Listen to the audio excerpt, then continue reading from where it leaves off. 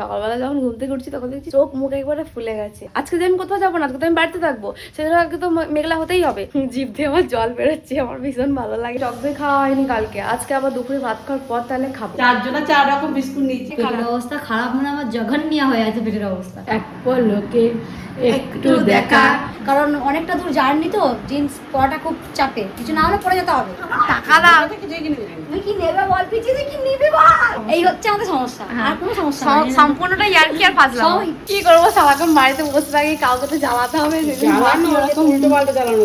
মাকে জ্বালাই। আমার মা লিস্ট ধরিয়ে দিয়েছে, বিরাট কোনো সেই রাইটার এসে গেছে। আমার বোনই আমার কোনো সম্মান দিতে যায় না, ওইগুলো সবকিছু হাসতে হাসতে বলছে। রোহন আজকে আমাকে নিয়ে মাঠ পরিভ্রমণে বেরিয়েছে, ওটাকে দূর থেকে নিম গাছ তলায় লাগছে, কিন্তু জানি না আদৌ ওটা কি গাছ। ড্রেসটা চেঞ্জ করি, পুজো দিয়ে মাথায় দিয়ে খাবো, অনেক বেজে গেছে। আমি অনেকদিন ধরে চেষ্টা করছি যাতে দুপুরে না ঘুমাই, কিন্তু কোনো মাপতেই পারছিলাম না। আর আমার বোনই আমার নেল পলিশ গুলো তুলে দিচ্ছে, কারণ আমি আধ খাওয়া করে রেখেছি। গুড মর্নিং, নতুন একটা সুন্দর দিনে সবাইকে স্বাগত। কালকে রাতে আমি এত ঘুমিয়েছি, আমার চোখ ফুলে গেছে একবারে। সকালবেলা যখন ঘুম থেকে উঠছি তখন দেখছি চোখ মুখ একবারে ফুলে গেছে। কালকে অনেক তাড়াতাড়ি ঘুমিয়েছি, আবার আজকে অনেক দেরিতে উঠেছি। কালকে ওই একবারে ইউনিভার্সিটি গেছিলাম, তাতে খুব ক্লান্ত হয়ে গেছে। আমি বাসে জার্নি করলেই খুব ক্লান্ত হয়ে যায়, মানে আমি একদিন গেলে 10 দিন তার রেস্ট নিই। আর গতকাল 7:30 8টার সময় এত রোদ, মানে তাকানো যাচ্ছে না।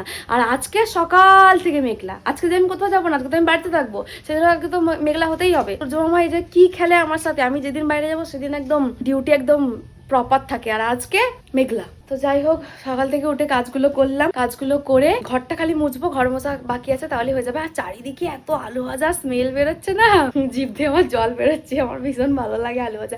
মা আলু ভাজা করছে সকালে মুড়ি খাওয়ার জন্য। কি আলু ভাজা করছো মা? এত আলু ভাজার স্মেল বেরোচ্ছে।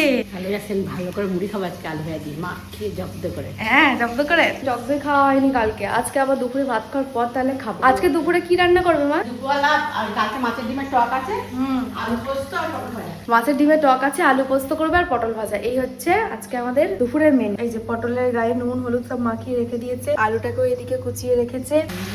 আলু ভাজা। 4 জনা 4 রকম বিস্কুট নিয়েছি। আমি নেরো কিনেছি, তুই টোস্ট কিনেছিস, বাবা নোনতা বিস্কুট, দিদি মোচা বিস্কুট।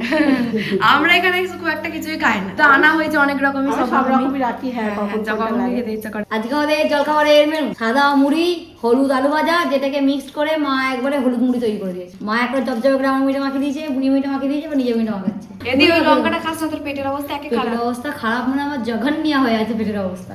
ওই লঙ্কাটা খেতে মুখে জুত নাই, পেটের অবস্থা খারাপ, কিন্তু মুখটা যে কি হলো বুঝতে পারছি না। হলো পেটের সমস্যা, এদিকে জিভ আবার মুখ ভারী করে বসে আছে, জিভ তিক্ত একেবারে। হলো পেটের সমস্যা, এদিকে জিভের মুখ ভার, খালি মুখে ঝাল ঝাল লঙ্কা। আমরা বেড়াতে যাবো, আর তোর পেটের অবস্থা এখন। তার আগে ছেড়ে যাবো আমি। দিদি গেছিল মামার বাড়ি, আমি বাড়ি এসেছি। মা এখন মুড়ি খেতে গেলে দিদিকে জিজ্ঞেস করছে, দাদুর সঙ্গে দেখা হয়েছে, ভাইয়ের সঙ্গে দেখা হয়েছে, মামাদের সঙ্গে দেখা হয়েছে। যখন আমার দিদি বলছে দাদুর সঙ্গে একবার দেখা হলো আর দেখা হলো না, ভাইয়ের সাথে একবার দেখা হলো আর দেখা হলো না, মামির সাথে 2বার দেখা হলো আর দেখা হলো না। তখন আমার মা গেয়ে উঠেছে, এক পলকে একটু দেখা, আরে একটু বেশি হলে কোনো গতি নাই, ওই তো মামির সঙ্গে 2-3 পলক দেখা হয়ে গেছে। আর মামার সঙ্গে বলছে নো পলক। মামার সাথে নো পলক, বড় ভাইয়ের সাথে নো পলক, অনলি মামির সাথে 2-3 পলক, আর ভাই মানে ছোট ভাই আর দাদুর সাথে 1 পলক। মুখে একটুখানি ওই কাঁচা দুধটা মাখলাম, মেখে এখন ধুয়ে নিলাম। গরমা গরম পোস্ত হয়ে গেছে রেডি, এবার শুধু পটল ভাজাটা ভাজবে। আমার দিদি স্নান হয়ে গেছে, আর সকাল থেকে একটা জিনিসই পরে আছে, প্যান্ট নেবে। হ্যাঁ, প্যান্ট কিনো, কারণ অনেকটা দূর জার্নি তো, জিন্স পরাটা খুব চাপে, কিছু না হলে পরে যেতে হবে। ওই জন্য একটা গেঞ্জির প্যান্ট অর্ডার দিয়েছি, আমার বুনি বাজারে পরে ভালো লাগে না। কি আবার দেখি একটা নেবো, যদি টাকা পয়সা কুলায়।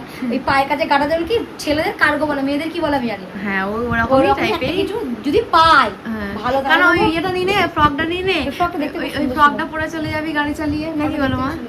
ভালো হবে না? খুব ভালো। টাকা দাও। তুই কি নেবে বল, পিছিয়ে কি নিবি বল। যখন বলছে কি নেবে তখন আমার মা বলছে না। তুই কি নিবি পিছি বল। এ পিচি কেন বলিস? পিচি পিচি বলি আমার মাকে আমরা, রোহন পিচি বলে না, পিচি না, পিচি বলি। আমার কাছে একজন পড়তো, তো সে খুব ছোট, হ্যাঁ আমি সম্পর্কের মাসি হই, মানে পাড়া সম্পর্কে মাসি হই। হ্যাঁ, কিন্তু ও আমাকে বলতো পিচি, খুব ছোট তো পিচি, আর আমার বোনকে বলতো মাসি। দিয়ে সেই থেকে আমরা ইয়ার্কি করতে করতে করতে করতে আমার মাকে কখনো আমরা পিচি বলি না, সেই থেকে রোহন মাকে যেহেতু পিচি বলে, রোহন মাকে পিচি বলতো। দিয়ে রোহনের শুনে শুনে আমরা ইয়ার্কি করতে করতে পিচি পিচি বলি। যখন ইয়ার্কির লেভেলটা এক্সট্রিম হয়ে যায়, তখন আমরা মা থেকে পিচি চলে যায়। এই হচ্ছে আমাদের সমস্যা, আর কোনো সমস্যা নেই। সম্পূর্ণটা ইয়ার্কি আর ফাজলামি। ফাজলামি মানে ফাজলামি পুরো ম্যাক্স। আর মা আমাদের সঙ্গে যোগ দেয়। মা আমাদের সঙ্গে যোগ দেয়, মা আমাদের পিচি পিচি বলে, মা আমাদের বলে পিচি কিনে দিবি না, হ্যাঁ পিচি, হ্যাঁ পিচি, মাও বলে। মজা মজা। তালা যাচ্ছে। চলো। ব্যাগটা ঠিক কবে হবে দিদি?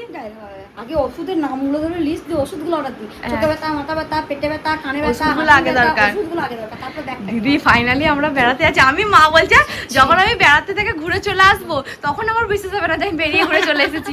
এই প্রথমবার না, এই এত বছরে আমার জীবনে প্রথমবার। কিন্তু দীঘাটা এমন হটগাড়ির মধ্যে হয়েছে আমাদের।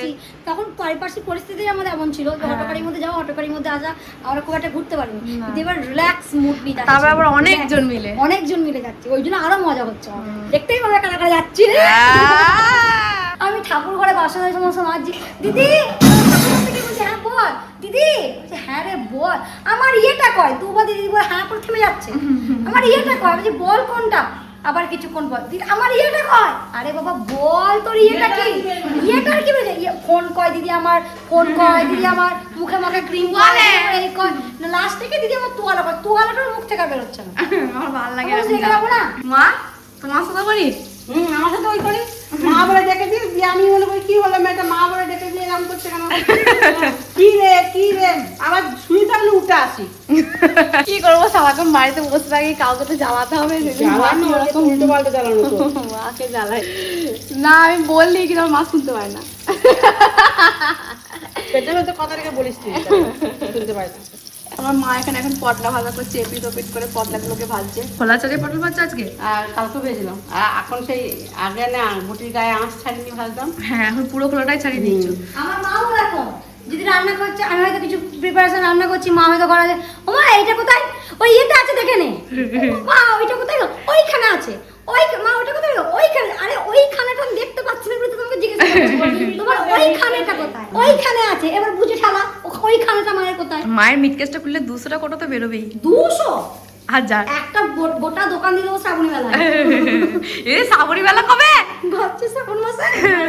শ্রাবণী মেলা আমাদের বর্ধমানে যে মাসে হয় তার পরে মাসে বসে। ও তুই এটা বলে মনকে, হ্যাঁ মা ইতে শনিবারে শ্রাবণী মেলা। বসে না বিশ্বাস করতে না, আমি খোঁজ নিয়ে দেখবো। বসে না ওরে মা যে শ্রাবণ মাসে। কেন দিদি শ্রাবণী মেলা শুনে তোমার তো ভয় করছে কেন? কেন মা জানে কেন ভয় করছে। কেন? বিশাল বড় ডিনার সেট গত বছর থেকে প্রতিশ্রুতি দিয়ে রেখেছে, বিশাল ডিনার সেট সমস্ত কিছু আছে বিশাল অ্যামাউন্টের। গত বছর থেকে মাকে প্রতিশ্রুতি দিয়ে রেখেছে এবছর কিনে দেবো, ভেবেছিলাম 365 দিন, অনেক দেরি, এত দিন চলে আসে বুঝতে পারিনি। মা এখন ওই শ্রাবণী মেলা 7 মাসে হয় না, ভাদ্র মাসে হবে, আরো 1 মাস টাইম পেয়ে যাবে। তুমি শ্রাবণী আমি মেলা আর কি কোনো কিনবে? কথা শুনবো না, ডিনার সেট নেবোই, আর তোর কাছে ভালো ভালো বোল নেবো। বল তুমি মাইক্রোওভেনে? হ্যাঁ মাইক্রোওভেনে বোল, এমনি তুমি লিস্ট করেছো? না করবো এগুলো একেবারে তোমার জন্মদিনের তো? হ্যাঁ জন্মদিন একেবারে এই তুই ওই আমার জিনিসটা দিলে দিলেই হচ্ছে, জন্মদিন হোক এমনি হোক আমার কোনো ব্যাপার নেই, জন্মদিনে কিছু না দিলেও কোনো ব্যাপার নেই, কিন্তু আমাকে দিতে হবে। না মা, জন্মদিনে কিছু না দিলে তোমার কোনো ব্যাপার নেই। আমার মা লিস্ট ধরিয়ে দিয়েছে, বর্ধমানে বড় বড় শ্রাবণী মেলা বসে, আর ওখানে 4-5টা বড় বড় কাঁচের দোকান আছে। আমার মা আগের বারে দেখে এসেই বলেছিল যে আমি এটা নেবো ওইটা নেবো, আগের বারে বেশি কিছু কিনেনি, কিন্তু পরের বছর আমাকে কিনবি। দিদি বলছে হ্যাঁ মা আমি কথা দিচ্ছি তোমাকে পরের বছর কিনে দেবো। চলে এসছে তো শ্রাবণ মাস, প্রচুর জিনিস আছে, সত্যি দেখলেই কেমন একটা আনন্দ হয়, দেখলেই সব মনে হয় নিয়ে নেবো, সব সব নিয়ে নিয়ে নেবো। নেবো। হ্যাঁ সত্যি মনে হয় সব নিয়ে নেবো। আমার স্নান হয়ে গেছে, এদিকে আমার দিদিরও স্নান হয়ে গেছে। দিদি এখন মনের কথার জন্য ভিডিও বানাবে। তাদের প্রত্যেককে একটা বড় খবর একটা ছোট্ট করে দিই, কারণ আমাদের ইউটিউবে মৌ জ্যোতি 35, মৌ জ্যোতি 35, MOUJYOTI35, এটা ছাড়া আর কোনো আমার বা আমার বুড়ি মানে মৌ বা জ্যোতির কোনো পেজ নেই, কোনো ইউটিউবে চ্যানেল নেই, কোনো ইউটিউবে আর কোনো আমাদের চ্যানেল নেই, শুধুমাত্র আছে শুধুমাত্র একটাই আমাদের মৌ জ্যোতি 35। এছাড়া আমাদের আর কোনো চ্যানেল নেই। শর্ট বলো বড় বলো, আমাদের একটা চ্যানেলের মধ্যে ভিডিও আপলোড হয়, শর্ট হয় সকালবেলা এবং সন্ধ্যাবেলা, এবং বড় বড় ভিডিও আসে দুপুর 1টা। এটা ছাড়া কিন্তু আমাদের আলাদা আলাদা ভাবে তো কোনো ইউটিউব চ্যানেল নেই, আমাদের দুজনের একসাথে একটাই ইউটিউব চ্যানেল, সেটা হচ্ছে মৌ জ্যোতি 35। এটা ছাড়াও আমাদের আর কোনো ইউটিউব চ্যানেল নেই, দিদির মনের কথার জন্য কোনো ইউটিউব চ্যানেল নেই, আমার রিলস বা গল্প স্টোরি টাইপের ভিডিওগুলোর জন্য কিন্তু কোনো আলাদা ইউটিউব চ্যানেল নেই। আর দিদি মনের কথা ফেসবুকে আপলোড করে, মনের কথা পেজটা হচ্ছে ওর ফেসবুকে, বাংলায় বললেই তোমরা সার্চ করলে পেয়ে যাবে। আর আমার ফেসবুকের পেজ হচ্ছে জ্যোতি মণ্ডল 8250। ব্যাস, এছাড়া কিন্তু আমাদের ইউটিউবে কোনো আলাদা করে চ্যানেল নেই আমাদের আলাদা আলাদা। আর অবশ্যই ফেসবুকে আর একটা জোড়াই আছে মৌমন্ডল। মৌমন্ডল, তো এটা পেয়ে যাবে। এছাড়া আমাদের কোনো আলাদা আলাদা ইউটিউব চ্যানেল নেই, একটাই ইউটিউব চ্যানেল, সেটা হচ্ছে মৌজুদি 35। সারাদিন একসাথে লেপটে থাকি, হ্যাঁ আর কি আলাদা আলাদা থাকবে? সারাক্ষণ চুটকি মেয়ে চাটকা হয়ে থাকি, এখানে আর কি কি আলাদা থাকবে? হ্যাঁ, আমাদের একটাই চ্যানেল। এই শাড়িটি হচ্ছে আমার, আজকে আমি চেঁচিয়ে চেঁচিয়ে এটা বলবো। আমার বুনি শাড়ি, এটা আমার বুনি শাড়ি, এটা আমার বুনি শাড়ি, এটা আমার বুনি শাড়ি, এটা আমার বুনি শাড়ি। আমার বুনি এক বছর সরস্বতী পুজোয় কিনেছিল, খুব সুন্দর লাগে ওকে পরে। আমাকে পরে অতটা ভালো লাগবে না, কিন্তু আমি পরবো। আমি মোটামুটি রেডি হয়ে গেছি, কিন্তু আজকে আমার একটা অন্য হার পরার কথা ছিল। ওই হারটা আমি খুঁজেই পাচ্ছি না। আমার বোনকে বলছি, বুনি হারটা একটু খোঁজ না। ও বোনের কথার ওই বক্সটা পেরে নিজে চারটিখানি বালা পরে বসে গেল, দিদি দেখ দিদি দেখ। হারটা খোঁজ রে, হারটা কোথায়? ওই কথাই পরে রেখেছে, খুঁজে পাচ্ছি না। তাই আমি আপাতত এখন এই হারটা বললাম। আর চুলটাকে মনে হচ্ছে খোপা করে এখানে আজকে আবার আরে এতক্ষণ কিন্তু মেঘলা ছিল, এতক্ষণ রেডি এতক্ষণ হচ্ছিল। মেঘলা ছিল। এখন সূর্য মামা ডিউটিতে চলে এসেছে। এখন সূর্য মামার মনে সেকেন্ড টাইম ডিউটি ছিল আজকে। কিন্তু সূর্য মামা Second রোদটা half- দেয় বলে তো তোকে সূর্য এত মামার ভালো মনে লাগে second half এ দেখতে। duty ছিল। হ্যাঁ, এটা ঠিক। সমস্ত জিনিসে একটা পজিটিভ আছে, একটা নেগেটিভ আছে। দিদি তোকে না সেই মনে হচ্ছে যে বিরাট কোনো অজ্ঞ বিজ্ঞ লাগছে না? ওরকম লাগছে তুই দিদি। খালি স্বীকার করিস না। এই তোকে সত্যি তুই তো এরকম আমার- মনে হচ্ছে এরকম বিরাট কোনো অজ্ঞ, সেই বিরাট। সে আয়োজনকে দেখলে মনে হয় না সে দিদি দেখ বিরাট স্টাইলিশ, বিরাট এই ওই। যেমন আমাদের একজন মানুষের সঙ্গে পরিচয় আছে, একজন ম্যামের সাথে। উনি এতটা স্টাইলিশ, মানে ওনাকে দেখলেই আমাদের মনে হয় শুধু তাকিয়ে থাকি যে একটা মানুষ না, এতটা তো সুন্দর তোর- পরিপাটিভাবে নিজের জীবনটাকে রাখতে পারে। আমার দিদিকে আকার সময় ওরকম লাগে। এখনকার লোকটা কি ভালো লাগছে তোকে দেখতেই, যেন মনে হচ্ছে সেই বিরাট আমার কিছু বোনের একজন। কাছে আমি কি? কিন্তু তোকে দারুণ লাগছে এখনকার সাজটাতে, তোকে চুলটাকে এরকম করে ছেড়ে দিয়ে কিন্তু আরো মিষ্টি লাগছে। মানে মিষ্টি মানে বিরাট স্টাইলিশ, Oh my মনে হচ্ছে সেই God. বিরাট কোনো সেই রাইটার এসে গেছে। আমার বোনি আমার কোনো সম্মান দিতে যায় না, ওইগুলো সবকে হাসতে হাসতে বলছে। আমার দাদু একটা ছোটবেলায় আমাকে গল্প বলেছিল যে একজন ডাক্তারবাবু, তার নাম হলো ডক্টর মধুসূদন রয়। এবার উনি বাইরে ডাক্তার, হ্যাঁ মানে বিদেশের ডাক্তার। ওনাকে সবাই বলে ডক্টর মধুসূদন রয় বা ডক্টর রয় এরকম বলে সম্বোধন করেন।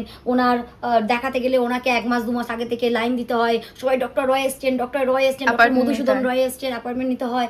এবার উনি পুজোর ছুটিতে গ্রামে এসছেন, তখন ওনার গ্রামের লোক তাকে এ মধ্য কপেল মধ্য দে মধ্য রোগা মধ্য মধ্য কত মধ্য আমার বুকায় মধ্য, এই হচ্ছে ব্যাপার। মানে আমার বুনির কাছে আমার কোনো সম্মান নেই। ও আমাকে অজ্ঞর বিজ্ঞ লাগছে, এক একজনের কাছে কেমন হয় তোকে ওরকম লাগছে। প্রশংসাটা তো সঠিকভাবে করতে পারলি না। দাদু কথাগুলো কিন্তু বললে। হ্যাঁ, আমার দাদু বলি না, আমার দাদু মানে আমার কাছে কোনো রূপকথা রাজা রানী সোনার কাঠি রূপর কাঠি সোনা গল্প না। আমার দাদু মানে এই গল্প, মানে ভবিষ্যতে আমি অন্যকে বলে খোঁচাটা শোধ করতে পারবো, এই ধরনের জ্ঞানমূলক গল্প, নীতিমূলক গল্প।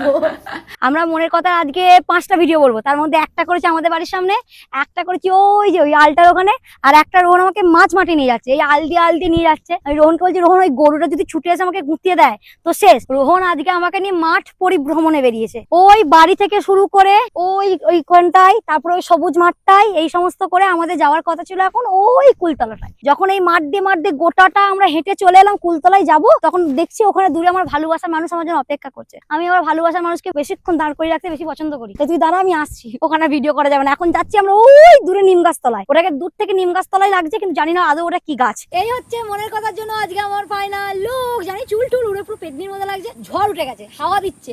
আর এই জায়গাটা আমরা নতুন আজকে আবিষ্কার করেছি, কিন্তু কতদিন এখানে ভিডিও করতে পারবো জানি না, কারণ এখানে উচ্ছে চাষ করেছে কাকু। চারিদিকে মাঠে এত রাস্তা, আমরা বুঝতে পারছি না যে কোন আলটা ধরলে আমরা তাড়াতাড়ি বাড়ি যাবো, কারণ জোরে বৃষ্টিটা নেমেছে। এরকম অবস্থা ভিজে এসেছি। রোহন তো আরো ভিজে যাবে, চানটা করে গেলে ঠান্ডা লাগবে, তো ভিজে আরো উপভোগ করছে, উপভোগ বেরিয়ে যাবে। ড্রেসটা চেঞ্জ করি, প্রচুর ভিজেছে, মাথায় দিয়ে খাবো, অনেক বেজে গেছে। মা শুয়ে পড়েছে, তাই মাকে আর ডাকবো না, আমরা নিজেরাই নিয়ে খেয়ে নেবো। আজকে আমার মা গদগদে করে আলু পোস্ত করেছে, যেটা দেখেই এত লোভ লাগছে।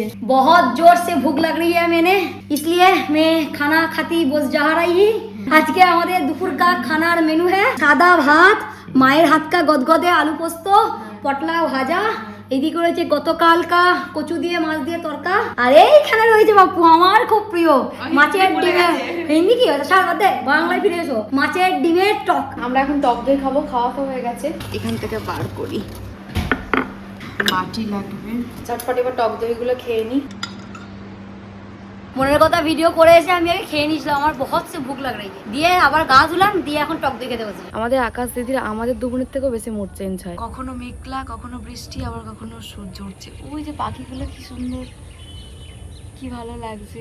এখন যে পরিবেশটা একদম অসাধারণ লাগছে দেখতে, কি অসম্ভব সুন্দর লাগছে আজকের পরিবেশটাকে। আজকে দুপুরে আমি ঘুমাইনি, আধ ঘন্টার জন্য খালি শুয়েছিলাম। আমি চেষ্টা করছিলাম অনেক দিন ধরে যাতে দুপুরে না ঘুমাই, কারণ দুপুরে ঘুমানোটা আমার এত বাজে অভ্যাস হয়ে যাচ্ছে, এবং অনেক দিন ধরে চেষ্টা করছিলাম যাতে দুপুরে না ঘুমাই, কিন্তু কোনো ভাবতেই পারছিলাম না। দুদিন ধরে আমি পড়ছি ছাতিম, এটার জন্যই আজকে আমি দুপুরে ঘুমাইনি। আমি এটা পড়ছিলাম, যার কারণে দুপুরে আমি ঘুমাইনি, শুধু আধ ঘন্টার জন্য একটুখানি শুয়েছিলাম। তো একদিকে আমার ভালো হয়েছে ছাতিম পড়াতে, আমার দুপুরে ঘুমটা তো ঘুমাতে হয়নি। রথের মেলা যাওয়ার আগে বাবা জিলিপি নিয়ে এসছে আমাদের এখানকার দোকান থেকে। এখন গরম গরম আছে, ময়নাকে এসছে, রোহন আছে, মা বলো তাহলে সবাই একটা করে খাওয়া, গরম গরম ভালো লাগছে।